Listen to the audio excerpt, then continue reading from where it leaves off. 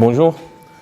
Aujourd'hui, je vous présente mon expérience professionnelle au sein de la société CEFIA, une société d'études pour les infrastructures hydrauliques et l'aménagement urbain, spécialisée en maîtrise d'œuvre, auquel j'ai été chargé à travailler sur des projets en phase d'étude qu'on énumère ainsi une phase esquisse.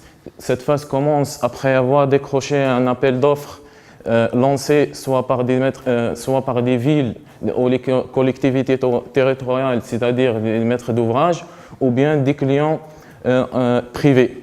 Une phase avant-projet qui consiste à récolter le maximum d'informations liées aux besoins du client afin de les traduire en pièces graphiques telles que les plans, les perspectives et les images 3D, ou bien en pièces écrites, notamment les estimations, les notices descriptives, les cahiers de charges.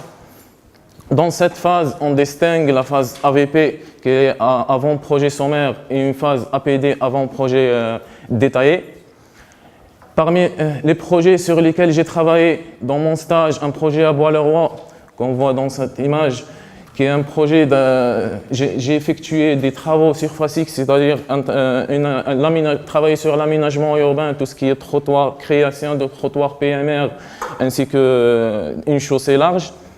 Dans le cadre de ce projet, j'étais amené à travailler des enquêtes riverains afin d'impliquer les habitants de cette avenue et concerter avec eux pour leurs besoins et les impliquer dans le projet.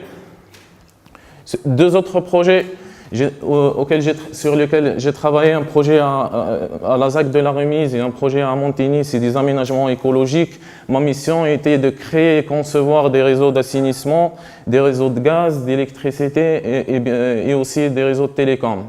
Au-delà de cet aspect technique, durant mon stage, j'ai pu évoluer un sens d'autonomie, de responsabilité grâce aux missions extramuros où j'ai rencontré des professionnels, des maîtres d'ouvrage et des ingénieurs et chefs de projet.